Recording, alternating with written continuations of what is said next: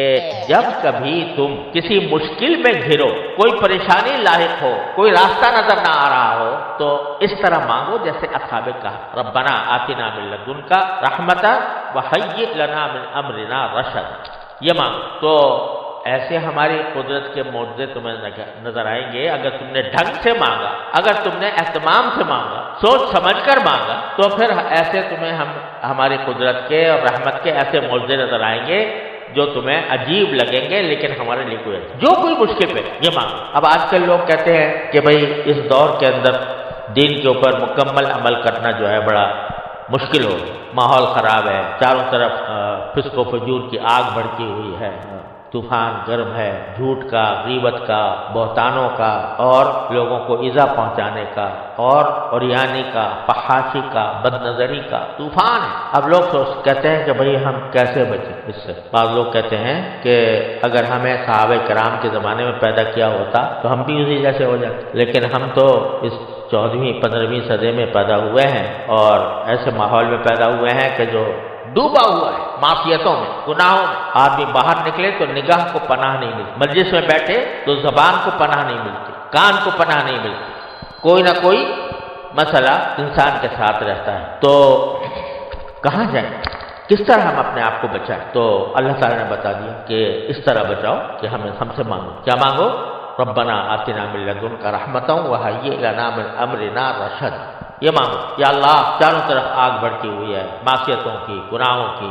ہمارے شیطان اور نفس کے ہم غلام بنے ہوئے ہیں، اس وقت سے ہم پر چھا گیا ہے، ہم پر مسلط ہو گیا ہے، اے اللہ آپ ہمیں اس مصیبت سے نکال دیجئے،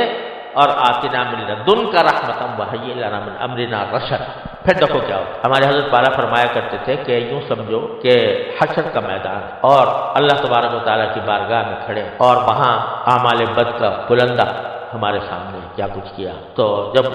بات پرس ہوئی تو آپ نے یہ کہہ دیا جواب میں کہ اللہ میاں آپ نے تو ہمیں اگر صحابہ کے زمانے میں پیدا کیا ہوتا تو ہم بھی ویسے ہی بن جاتے، لیکن ہمیں تو آپ نے ایسے زمانے میں پیدا کیا کہ چاروں طرف آگ بھڑکی ہوئی تھی اور چاروں طرف معصیتوں کا سیلاب تھا، گناہوں کا سیلاب تھا، حرام کا سیلاب، جہاں جاؤ رشوت کا بازار گرم تھا، کاروبار کرو قدم قدم پر رشوتوں کے مطالبے تھے، اور باہر نکلیں تو ہمارے آنکھوں کو پناہ نہیں ملتی تھی، اور خود ہمارے گھروں کے اندر جو ہے وہ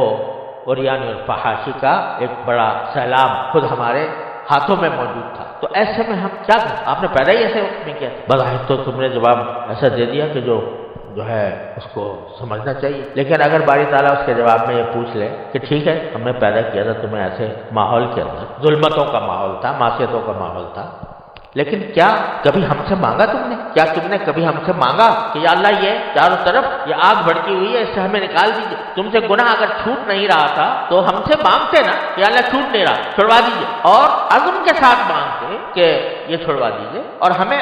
اپنا تابع فرمان بنا لیجیے، ہمیں اتباع سنت کی توفیق عطا فرمائیے۔ یہ مانگتے نہ ہم سے، مانگا کہ اگر مانگا تو بے شک تمہارا عذر جو ہے وہ ٹھیک ہے کہ ہم نے تو آپ سے مانگا بھی تھا، آپ نے دیا ہی، لیکن ہم سے مانگا کب؟ اگر مانگتے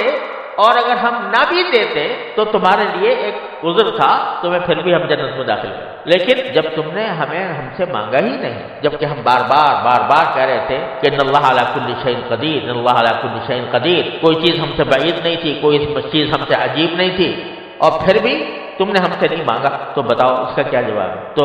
اس سے معلوم ہوا کہ آدمی اگر کوئی گناہ چھوڑ نہیں پا رہا ہے، اپنے آپ کو مجبور سمجھ رہا ہے، مجبور حقیقتاً نہیں ہوتا لیکن نفس اس کو مجبور قرار دیتا ہے، تو کم از کم اللہ تبارک و تعالیٰ سے یہ مانگتا تو رہے کہ ربنا آتنا من لدنک رحمۃ وہیئ لنا من امرنا رشد۔ یہ تو ورد زبان ہونا چاہیے، یہ تو قدم قدم پر آدمی کو مانگنا چاہیے کہ مجھے راستہ دے دیجیے، خود نکال دیجیے کوئی راستہ اپنے پاس سے نکال۔ تو اگر کوئی بندہ یہ کرے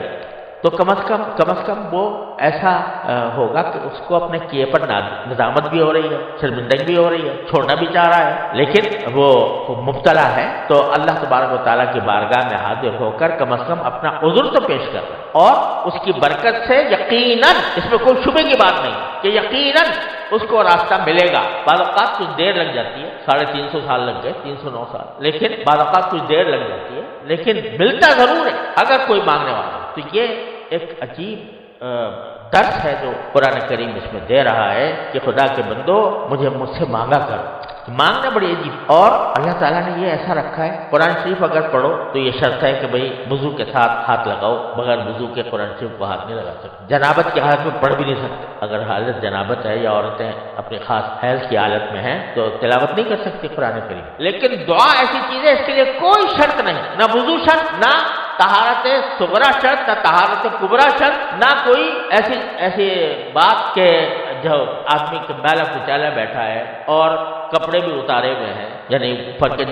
جس کے ذریعے دوسروں کے سامنے نہیں جا سکتا، ایسے بنیان پہنے پڑا ہوا ہے، بنیان اور لنگی پہنے ہوئے، اس میں نماز پڑھنا تو مکروہ ہے. اور اس حالت میں قرآن کریم کی تلاوت بھی کراہت سے خالی نہیں. لیکن دعا ایسی چیز ہے، کہتے ہیں مانگو چلو، تم ننگے سے ہی، تم کسی حالت میں سے ہی دعا مانگ لو، اس کا راستہ کھلا ہوا چوپٹ. لہذا وہ ایسی چیز ہے کہ بندہ اس کو پلے باندھے اور ایسا کچھ بن جائے کہ ہر وقت اللہ تعالیٰ سے کچھ نہ کچھ مانگ رہا ہو، چاہے دلی دل میں جو مسئلہ پیدا ہو گیا اس کو مانگ لے اللہ میں سے،